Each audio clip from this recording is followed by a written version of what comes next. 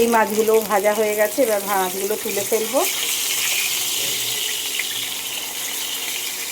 সুন্দর ভাজা হয়ে গেছে।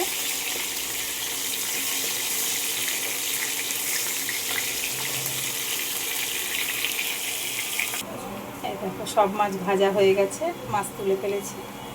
এবার কড়াইতে গোটা গরম মশলা দেব, তেজপাতা দিলাম, গোটা গরম মশলা,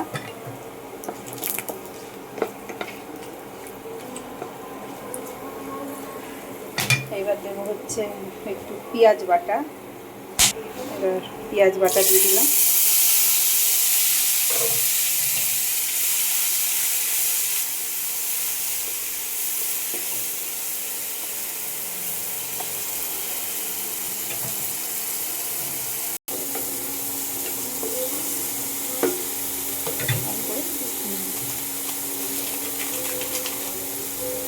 জিরের গুঁড়ো দিয়ে দিলাম। পেঁয়াজটা ভাজা ভাজা হয়ে গেছে, জিরের গুঁড়ো। এবার দেবো হচ্ছে ধনের গুঁড়ো, একটু ধনের গুঁড়ো দিয়ে দিলাম। আর দেবো হচ্ছে লবণ দিয়ে দিলাম। এবার হলুদ দিয়ে দিলাম। ব্যাস, এবার একটু নাড়াচাড়া করব।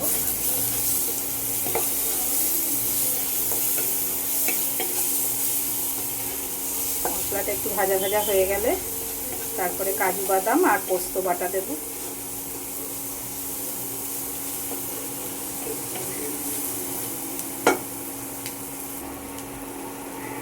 মশলাটা কষানো হয়ে গেছে, মশলা থেকে তেল ছেড়ে দিয়েছে।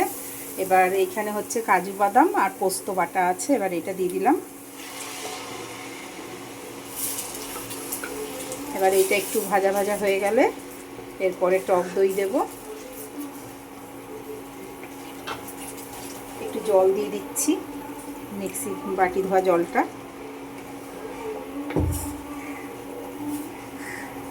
এবার একটু এটা কষা কষা হয়ে গেলে টক দই দেব, আর সাথে দেবো একটু মিষ্টি।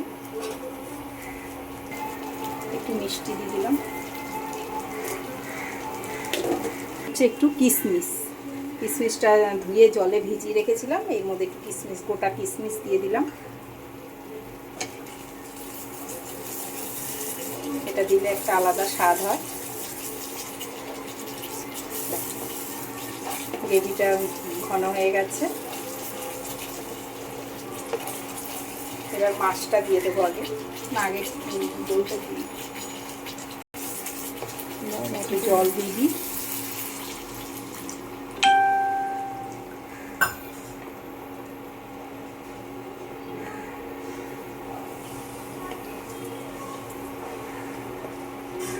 এবার সাথে টক দইটাও দিয়ে দেবো।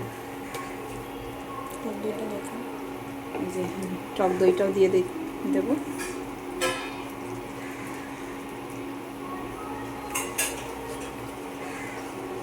সেটা ফুটে গেলে মাছটা দিয়ে দেবো।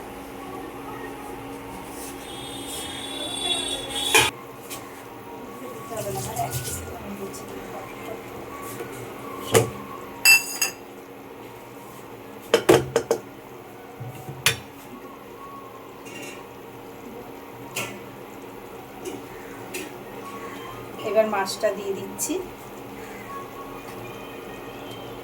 তো এটা ইন্ডাকশানটা একটু কমিয়ে দিই, এটা আস্তে আস্তে হবে।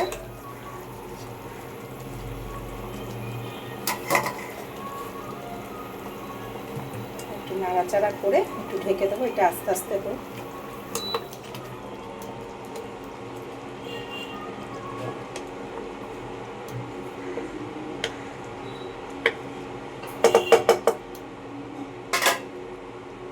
এবার ঢেকে দিচ্ছি। নাবানো, দেখো মাছটা হয়ে গেছে সুন্দরভাবে। মাছটা একদম গ্রেভি গ্রেভি হয়ে গেছে। এবার মাছে একটু ঘি আর গরম মশলা দিয়ে দেবো। দেখো তেল ছাড়ছে। এবার এই যে গরম মশলা দিয়ে দেবো, আর এবার এই যে ঘি দিয়ে দেবো।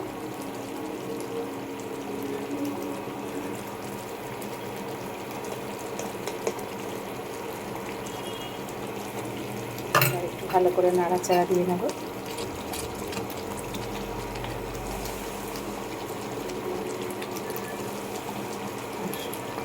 দই কাতলা রেডি।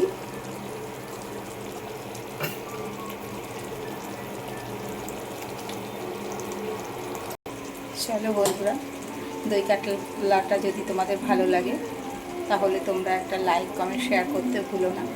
চলো বাই।